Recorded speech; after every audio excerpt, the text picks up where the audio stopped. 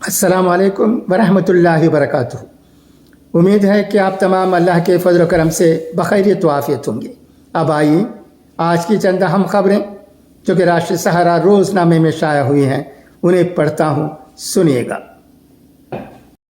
गौमूत्र के बयान पर डीएम के लीडर ने माफ़ी मांगी। नई दिल्ली। आज यानी 6 दिसंबर को पार्लियामेंट के सरमाई इजलास का तीसरा दिन है।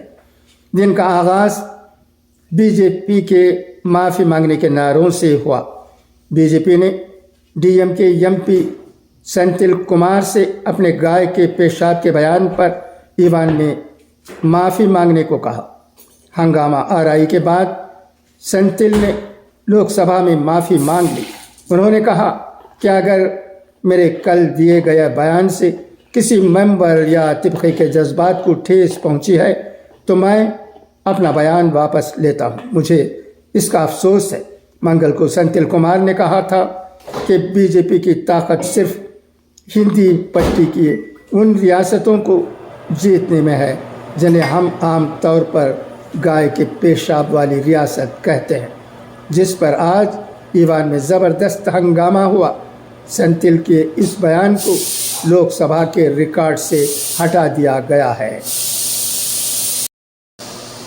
वाज़ह रहे कि लोकसभा में बुध को द्राविड़ मुन्नेट्र कழகம் डीएमके पार्टी के रुकन पार्लियामेंट सेंथिल कुमार ने काबिल एतराज़ बयान के ख़िलाफ़ हंगामा हुआ, जिसकी वजह से ईवान की कार्रवाई दोपहर 12 बजे तक मुलतवी कर दी गई। ईवान के जमा होते ही डीएम के रुकन पार्लियामेंट के काबिल एतराज़ बयान के ख़िलाफ़ हुक्मरान पार्टी से माफ़ी मांगने का मुतालबा करते हुए नारे लगाए गए।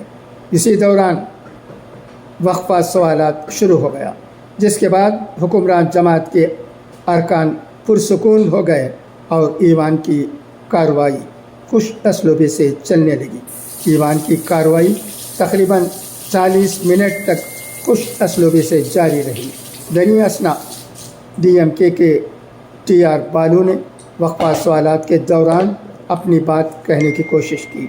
जब हुक्मरान पार्टी के कुछ अरकान पार्लियामेंट ने दोबारा काबिल एतराज़ बयान पर माफ़ी मांगने का मुतालबा शुरू कर दिया, दूसरी तरफ डीएम के मेंबरान भी अपनी जगह से खड़े हो गए और हंगामा करने लगे।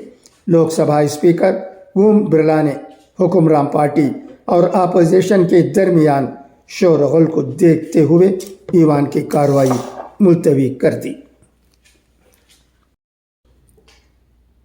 गज़ा में शदीद लड़ाई के सबब इमदाद की सप्लाई बुरी तरह मुतासर। यरगमालियों को वापस लाने का फ़िलहाल कोई रास्ता नहीं। हमास ऐसी शराइत पेश कर रहा है जिन्हें कबूल नहीं किया जा सकता। इसराइली वज़ीर आज़म नेतन्याहू का इज़हार लाचारी। हिज़्बुल्लाह जंगजुओं के साथ झड़प में लबनानी फ़ौजी की हलाकत पर इसराइली फ़ौज ने माफ़ी मांगी। अमेरिका का मगरबी किनारा में पुरतशद्दुद कार्रवाइयों में मुलव्वस इंतहा पसंद यहूदी आबादकारों को वीज़ा न देने का ऐलान।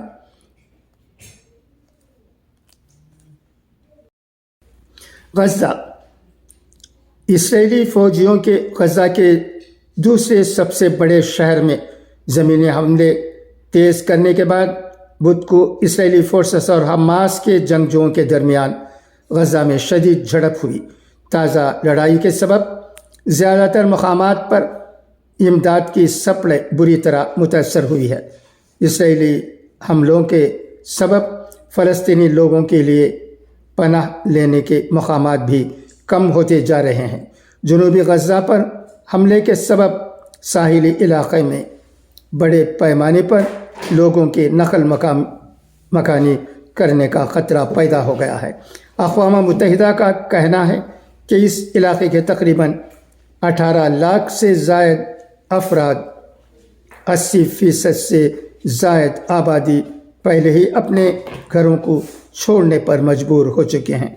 गज़ा शहर के बड़े हिस्से समेत शुमाल का ज़्यादातर हिस्सा پوری طرح سے تباہ ہو گیا ہے۔ فلسطینیوں کو خوف ہے کہ غزہ کے باقی حصوں کو بھی اسی طرح کا نقصان اٹھانا پڑ سکتا ہے، کیونکہ اسرائیل حماس کو ختم کرنے کی کوشش کر رہا ہے، جس کی اس علاقے میں گہری جڑیں ہیں۔ اسرائیل کا کہنا ہے کہ 7 اکتوبر کو ہونے والے حملے کے سبب جنگ شروع ہونے کے بعد وہ غزہ میں حماس کی فوج موجودگی کو قبول نہیں کر سکتا ہے۔ اچھا، تو اب آئیے اقوال زرین سنیں۔ والدین کے چہروں پر محبت کی نظر کرنا بھی اللہ تعالیٰ کی خوشنودی کا موجب ہے۔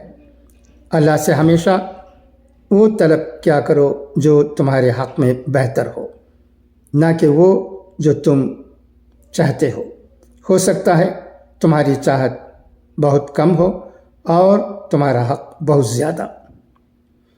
انسان ہونا ہمارا انتخاب نہیں، قدرت کی عطا ہے، لیکن اپنے اندر انسانیت بنائے رکھنا ہمارا انتخاب ہے۔ دعا ہے کہ اللہ ہمیں ان اقوال زرین کو سمجھنے اور ان پر عمل کرنے کی توفیق عطا کرے۔ اچھا، تو اب اجازت، انشاءاللہ پھر ملاقات ہوگی۔ خدا حافظ، فی امان اللہ۔